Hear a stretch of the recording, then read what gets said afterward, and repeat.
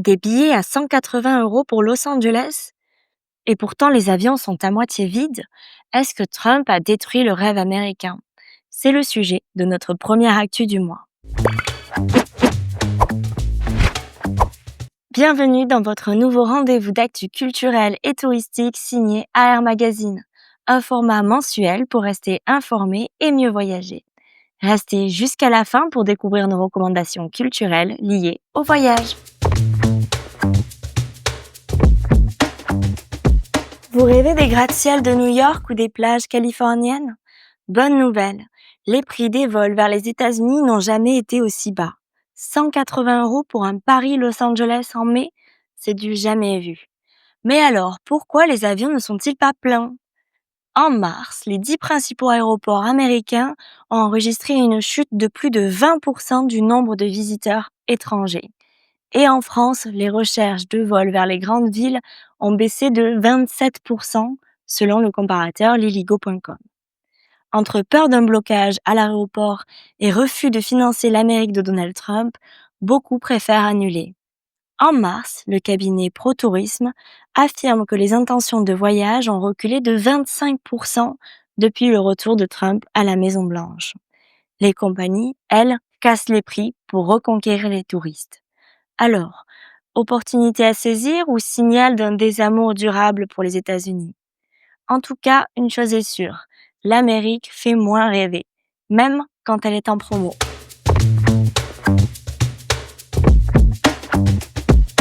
On fait le point sur la situation à Mayotte environ 4 mois après le passage du cyclone Chido. AR était à la conférence de presse organisée par l'Agence d'attractivité et de développement touristique de l'île.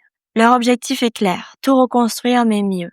Un plan de 30 mesures a été mis en place pour relancer puis améliorer l'offre. Vous vivez sur l'île? Bonne nouvelle, c'est avec les résidents que le plan commence, avec des chèques vacances pour les salariés, une mesure déjà testée après le Covid qui aide à se remettre psychologiquement après une catastrophe. Il faudra attendre au moins 2 ans pour une relance complète du tourisme d'après les opérateurs. Michel Maldi, le directeur de l'Agence d'attractivité et de développement touristique de l'île, a conclu sur une note d'espoir en disant « Les baobabs de Mayotte ont tenu, nous tenons et nous tiendrons ».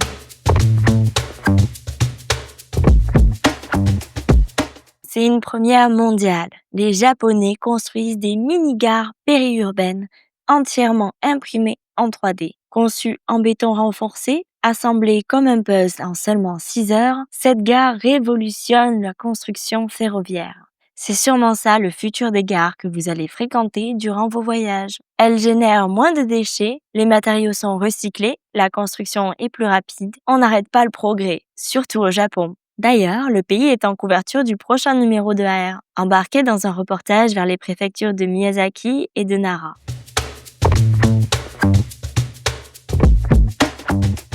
Les blogs de voyage sont déjà dépassés et Instagram est devenu l'endroit où on partage son quotidien. Mais quand on veut vraiment parler de voyage, Polarstep est la solution. L'application revendique 14 millions d'utilisateurs dans le monde et en 2024, 20 milliards de kilomètres ont été parcourus, l'équivalent de 40 allers-retours vers Mars. La France, avec 3 millions d'utilisateurs, est le deuxième marché mondial de l'application. Le principe est simple, vous partagez photos, vidéos et textes pour documenter chaque étape de votre voyage. Le tout est reconstitué sur une carte interactive et une frise chronologique. Polarstep suit automatiquement votre parcours grâce au GPS, au Wi-Fi ou au réseau mobile. Et cela vous permet de partager vos aventures en temps réel avec vos proches. C'est aussi un véritable réseau social de voyageurs. Suivez les itinéraires des autres et inspirez-vous des expériences partagées. Donnez-nous votre pseudo en commentaire et on viendra vous suivre sur Polarstep.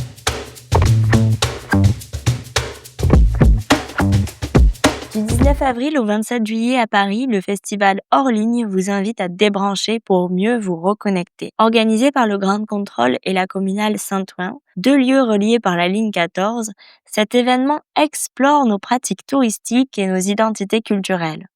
Au programme, expositions, fêtes, débats et rencontres autour des cultures populaires, des diasporas et de récits de voyage. Parmi les temps forts, l'expo Allez voir ailleurs par la revue Invendable est dispo jusqu'au 22 juin. Avec une traversée de la Russie, des États-Unis et de la France, l'expo est une invitation à se défaire des idées reçues, à explorer les marges et à réhumaniser le récit du monde. Si vous avez raté la programmation de mai, foncez sur le site pour programmer votre mois de juin.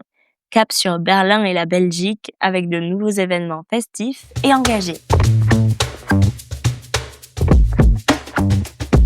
Et pour finir, AR vous recommande le livre de Clara Ferrand, paru ce mois-ci aux éditions Glénat. Clara Ferrand écrit régulièrement des micro-aventures pour AR. Elle est aussi passionnée par la randonnée et le bivouac. Avec Rando Bivouac dans les Alpes, elle propose des tas de conseils pour éviter les erreurs de débutants et adopter des comportements respectueux de l'environnement. Elle nous partage également 30 itinéraires bivouac, le tout illustré de belles photos de paysages. Clara propose aussi du contenu sur le bivouac sur son blog wildroad.fr et sur son Instagram. Attention, cependant, comme elle, vous pourriez contracter le virus du bivouac. Alors, on part plutôt pour le mont Margériez ou pour le lac de Trécolpas? Retrouvez une micro-aventure de Clara Ferrand sur la côte d'Albâtre dans le numéro 70. Il est disponible en kiosque et sur notre site. Je vous recommande de vous abonner pour découvrir toutes nos actualités voyages et nos prochains podcasts. Quant à moi, je vous mets en description tous les liens utiles. On se retrouve le mois prochain. D'ici là, profitez de la vie et restez curieux.